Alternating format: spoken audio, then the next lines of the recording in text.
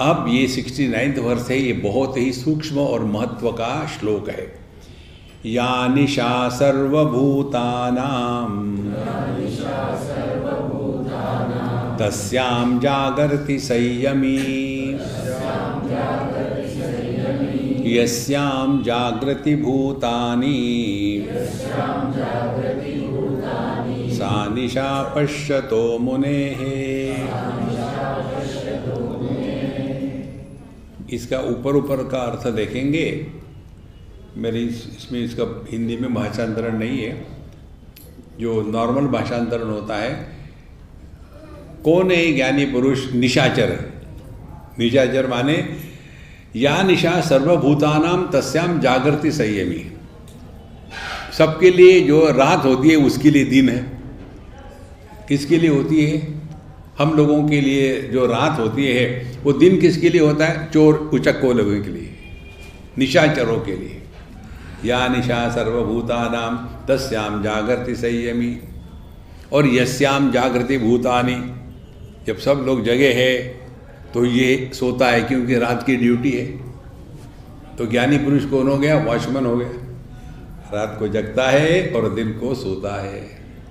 देखो, इसीलिए शास्त्रों के सिद्धांत समझने के लिए शास्त्रों की भाषा अवगत होना आवश्यक है। या निशा सर्वभूतानां। निशा माने क्या?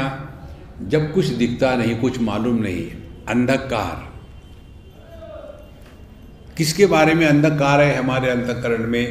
अपने स्वरूप के बारे में, कि हम कौन है, ये दुनिया क्या है, ईश्वर कौन है, आध्यात्मिक साधना क्या है। ये चार सिद्धांतों के बारे में हमारे अंतःकरण में अंधकार है। तो या निशा सर्वभूतानां तस्याम जागृति संयमी। अब संयमी माने क्या? ये भी शास्त्रीय शब्द है, हमने कई बार बताया है।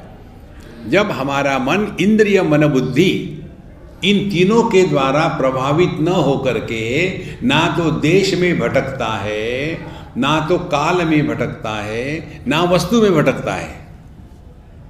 देखो, हमारा मन देश, काल, वस्तु इन तीनों में नहीं भटकता। अब ट्राई करो, इसी क्षण बैठे रहो कुर्सी पर, नीचे, कोई बात नहीं, आंखें खुली हो, बंद हो, कोई बात नहीं। आप अपना ध्यान अपने इस मध्य में ले आओ। इसको कहते हैं आध्यात्मिक हृदय। भगवान जो कहते हैं ना, सर्वस्य चाहम हृदय सन्निविष्टः, ये स्थान है। वहां आप अपने ध्यान को ले आओ। तो देश में आप बंद गए, अब कहीं आना जाना नहीं, और वहां अभाव को विषय बनाओ।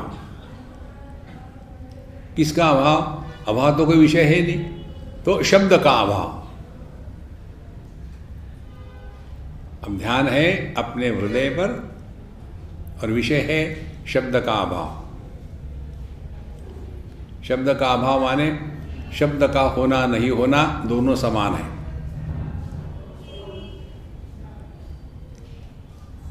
तो पहली हो गई धारणा, दूसरा हो गया ध्यान। धारणा देशतः, ध्यान वस्तुतः। अब लंबे समय तक वैसे ही रहो। कालतः समाधि।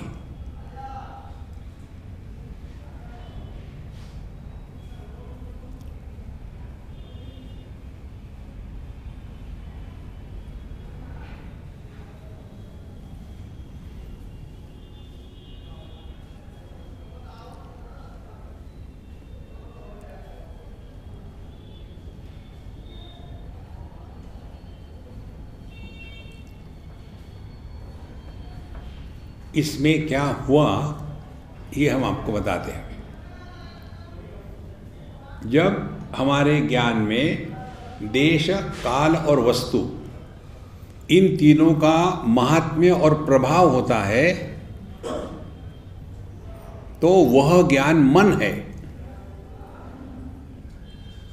और जिस ज्ञान में देश, काल, वस्तु इनका प्रभाव शून्य हो जाता है तो हम अपने आपको मन के द्वारा जो ढके थे तो वो मन ही चैतन्य हो गया।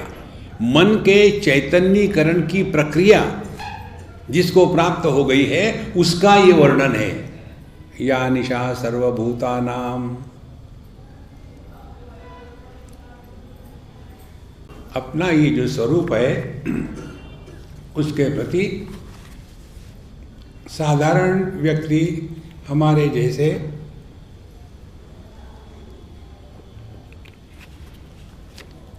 उनके लिए वो निशा है, अंधकार है। लेकिन ज्ञानी पुरुष इसमें जग चुका है।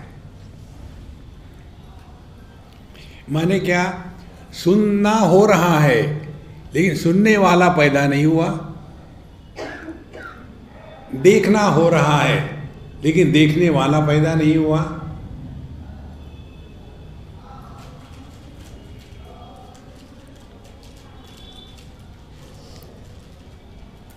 तो भोक्ता रहित भोग ही परमात्मा है, ज्ञाता रहित ज्ञान ही परमात्मा है।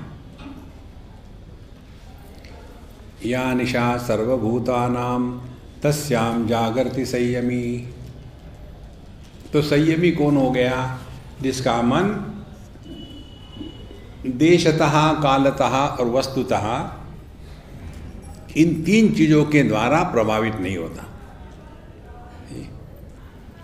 अपने दक्षिणामूर्ति स्तोत्र में हमने पढ़ा ना, बीजस्यांतरिवांकुरो जगदिदं प्रांग निर्विकल्पम पुनः माया कल्पित देश काल कलना वैचित्र चित्रीकृतम।